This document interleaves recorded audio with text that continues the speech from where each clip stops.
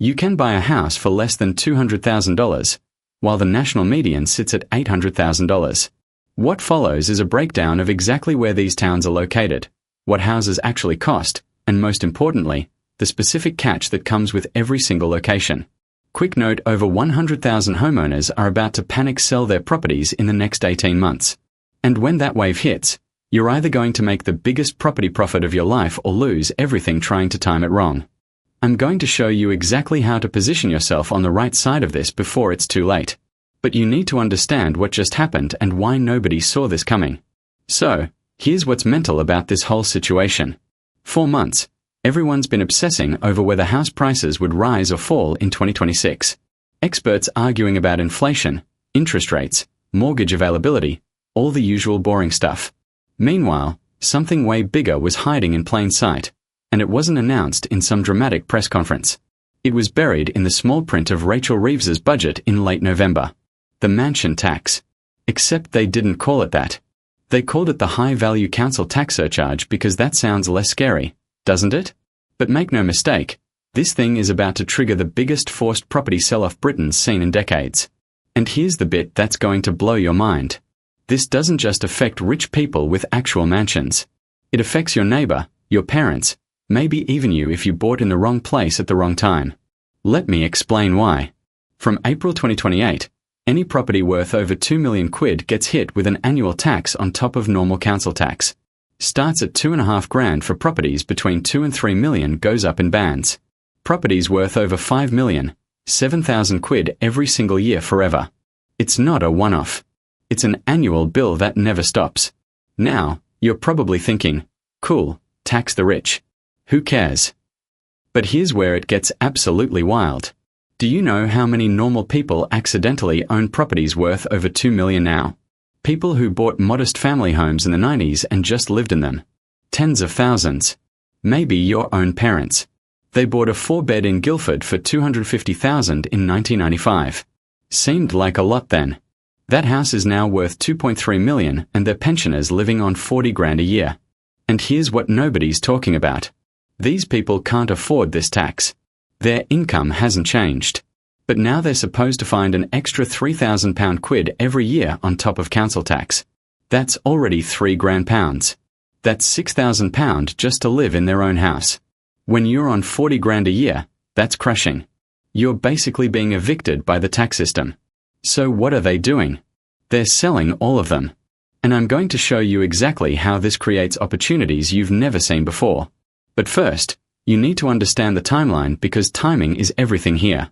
And if you move too early or too late, you're going to miss it completely. The tax doesn't kick in until April 2028. That's over 2 years away. Seems like ages, right? Plenty of time.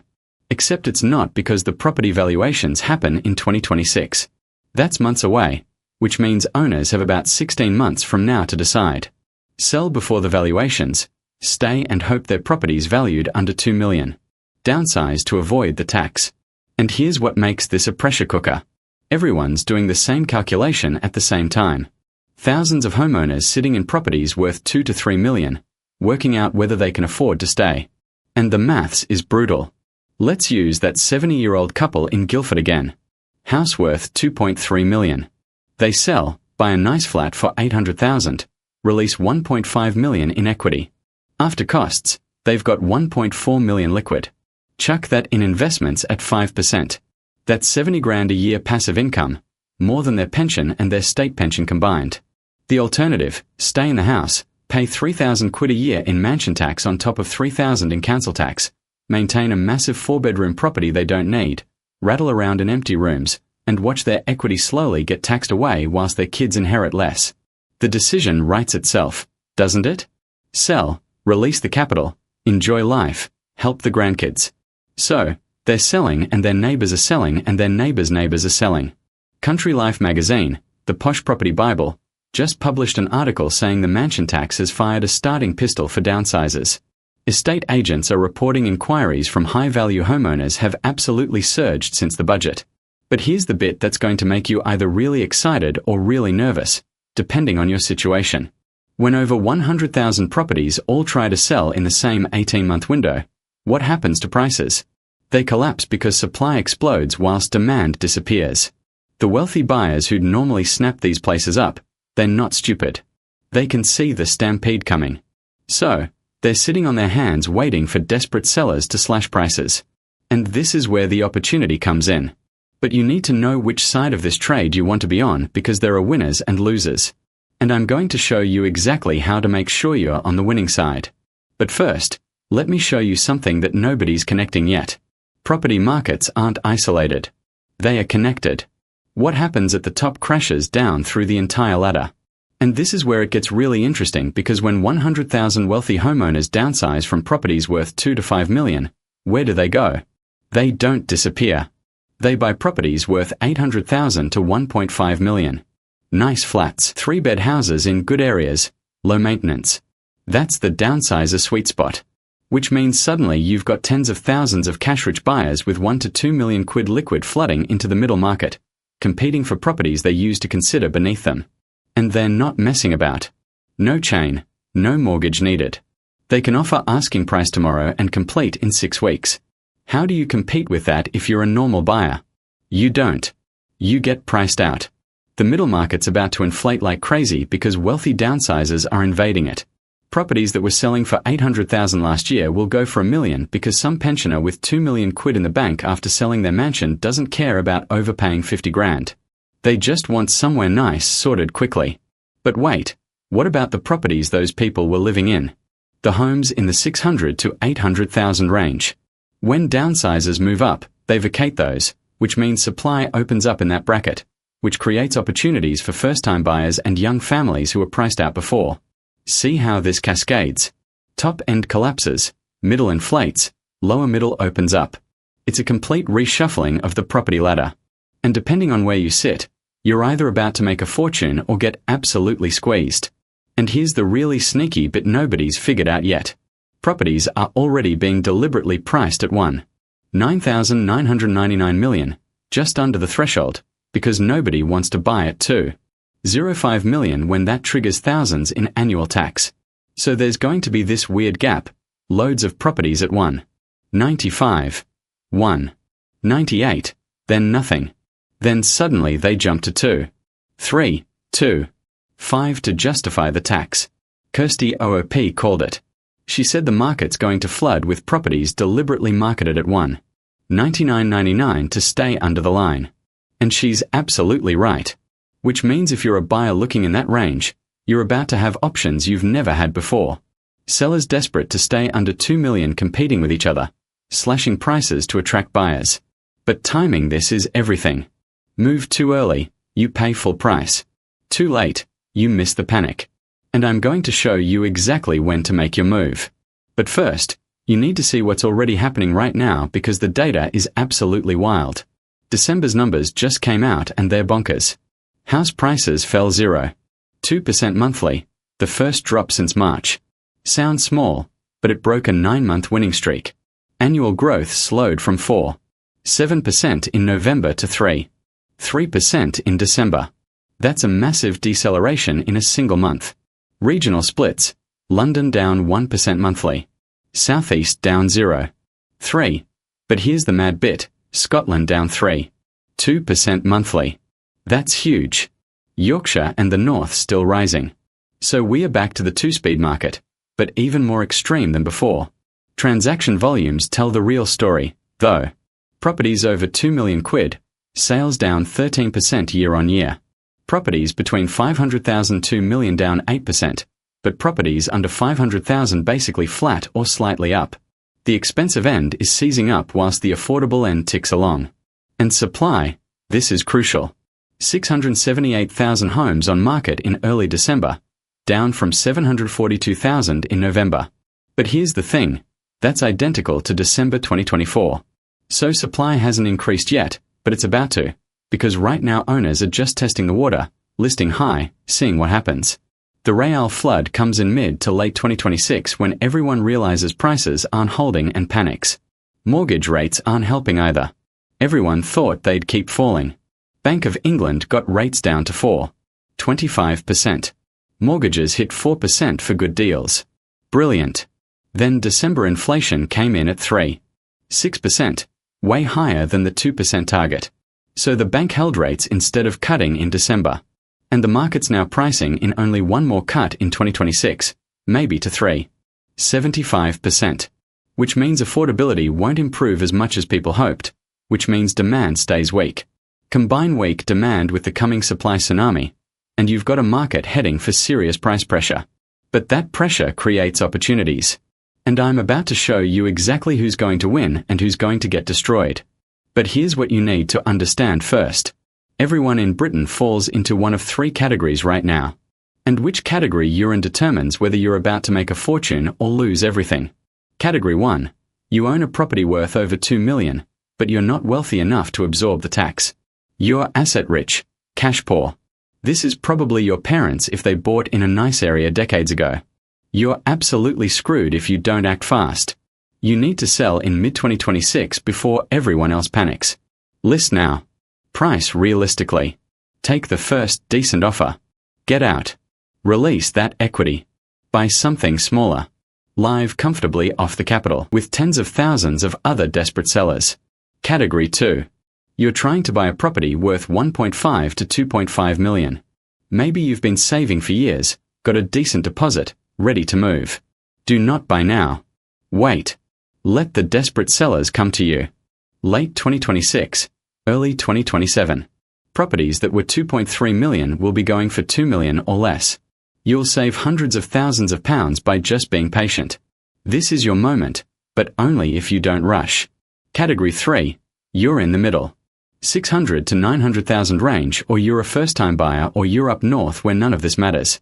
You're going to get squeezed short-term by wealthy downsizers invading your bracket. But longer-term opportunities will open up. Properties vacated by downsizers, price drops at the high end that cascade down. You need to stay liquid, stay patient, and be ready to move fast when your moment comes. And then there's the 4th category nobody talks about. Investors with serious capital. If you've got 1 to 2 million quid and the patience to wait until the panic hits, you're about to make generational wealth. Properties that were 2.5 million going for 2 million. That's a 20% discount for doing literally nothing except waiting. Buy quality properties in good areas when forced sellers are desperate. Hold for 5 years. Market recovers.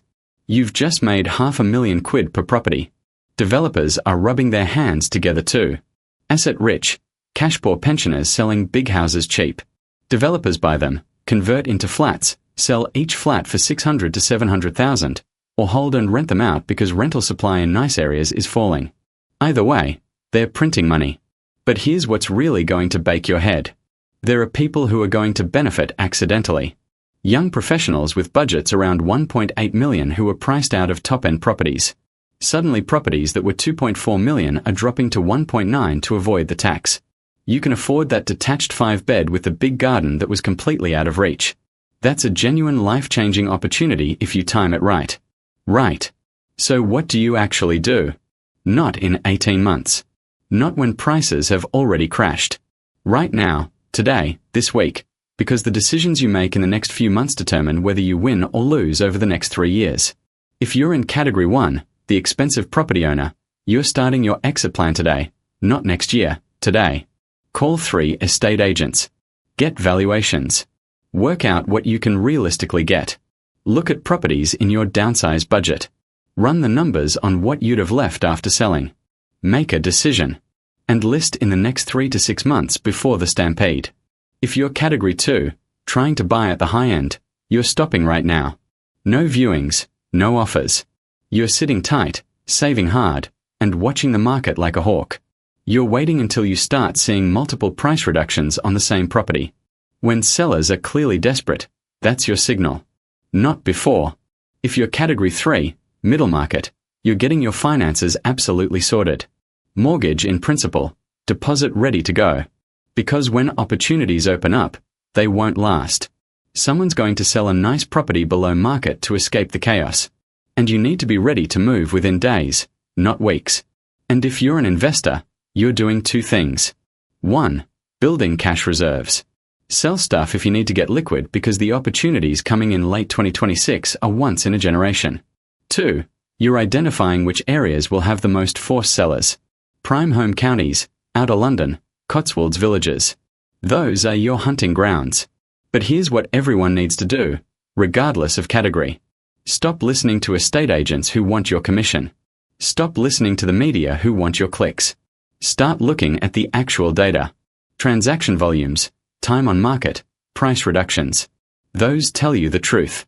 And right now, the truth is the high end seizing up, the middle's confused, and the bottom's unaffected. But that's changing fast. Now let me tell you the bit that's going to make you angry, because there's something deeply unfair about all this. The truly wealthy, they're not affected. They're finding loopholes, moving properties into trusts, using corporate structures, fancy accountants. They'll find ways to minimize or avoid the mansion tax entirely. The people getting hammered are the merely affluent, normal families who happened to buy in nice areas decades ago. Pensioners who scrimped and saved to buy a decent house and raise their kids. They don't have access to complex tax structures. They don't have offshore accounts. They just have a house that's worth a lot on paper but provides them no income. And now the government's forcing them out. So we're going to see a weird thing happen. Working class and middle class families who made good decisions and bought property in good areas 30 years ago are being punished for it. Whilst the truly wealthy who already have everything will find ways around it and snap up the properties being sold at discount prices. It's a transfer of wealth upwards again. But here's the thing, you can't change that. It's happening. The only question is whether you're going to position yourself to benefit from it or be a victim of it. And that's a choice, a deliberate choice you make based on understanding what's coming and acting accordingly. The market doesn't care about fairness. It only cares about supply and demand. And right now, supply is about to explode whilst demand collapses, which creates opportunities for people who see it coming and prepare, and disasters for people who bury their heads in the sand and hope it'll be fine. So, let me tell you exactly what's going to unfold over the next 2.5 years, because this is critical. This is the timeline you need to burn into your brain. Right now through to mid-2026, the calm before the storm. Prices stay relatively flat. Maybe drift down slightly at the high end. Sellers test the market. Buyers wait. Nothing dramatic happens. This is your window to prepare. Get finances sorted. Build deposits. Identify opportunities. Make your plan. Mid-2026 to early 2027, the panic begins. Valuations happen. Owners see their properties are worth over $2 million. They realize the tax is coming. Listings surge. Properties at the high end flood the market. Prices start dropping. Desperate sellers compete with each other. This is when buyers need to be ready. Cash in hand. Ready to negotiate hard. Early 2027 to April 2028. Full panic mode. Sellers who waited too long realize they're running out of time. Price cuts accelerate. Properties selling for 15 to 20% below their peak. Some areas worse. Buyers with patience and capital clean up. Investors swoop in. This is where the real money's made. April 2028 onwards, the aftermath. Tax kicks in. Prices stabilize at new lower levels. The reshuffling's complete. Wealthy downsizers are settled in their new properties. Middle markets inflated from their demand. Top ends depressed because the tax makes it unattractive, and a new normal emerges. Property ownership in Britain has fundamentally changed. It's no longer just about affordability. It's about tax efficiency. And here's the wild card. If the economy tanks, if unemployment rises, if interest rates have to go back up because inflation stays stubborn, all of this accelerates. The price drops are bigger, the panic's worse, the opportunities are even better for people with cash. But the pain's much worse for people caught in the middle. Right. So, after all that, here's what it comes down to. One decision, and you need to make it in the next few months, not next year. Are you going to be patient, or are you going to panic? If you own expensive property and you panic sell too early, you miss out on potentially another year of living in your home. You pay moving costs unnecessarily. You might even sell below where the market settles. But if you wait too long, you're competing with everyone else and prices crater. If you're a buyer and you panic, and by now because you're scared of being priced out forever, you overpay massively. You miss the opportunity to buy the same property for $200,000 to $300,000 less in 18 months. But if you wait too long and miss the bottom, you watch prices recover and kick yourself for not acting. If you're in the middle and you panic and make emotional decisions, you buy something unsuitable, or you sell at the wrong time, or you overstretch financially trying to get ahead of the market. But if you're too cautious and never act, You miss opportunities that won't come again for a decade. The right answer is somewhere in the middle. Be patient, be prepared, be ready to act decisively when your moment comes. Don't rush. Don't panic, but don't freeze either. Property markets reward people who can hold two contradictory ideas in their head at once. Be cautious, but act boldly when the time's right. And here's the absolute key. Know your number. What's the price at which you'll buy or sell no matter what? Write it down. Commit to it. When the market hits that number, act. Don't second guess. Don't wait for it to go lower or higher. You had your number. The market met it. Execute. That discipline is what separates people who make money in property from people who get emotional and miss opportunities. Look, the UK property market just transformed overnight, and most people haven't even realized it yet. Over the next 2 years, you're going to see price moves and opportunities that haven't existed in decades. Wealthy pensioners forced to sell properties they've owned for 40 years. High-end properties dropping 20 to 30%. Middle market inflating as downsizers flood in. It's going to be chaos and opportunity in equal measure. And the people who win are the ones who saw it coming and positioned themselves correctly. The people who lose are the ones who panicked or froze or made emotional decisions or listened to estate agents with agendas. So, here's what you do next. Subscribe to UK Housing Insight right now because we are tracking every single move of this mansion tax drama through 2026 and 2027, and we'll tell you exactly when to act on your specific situation.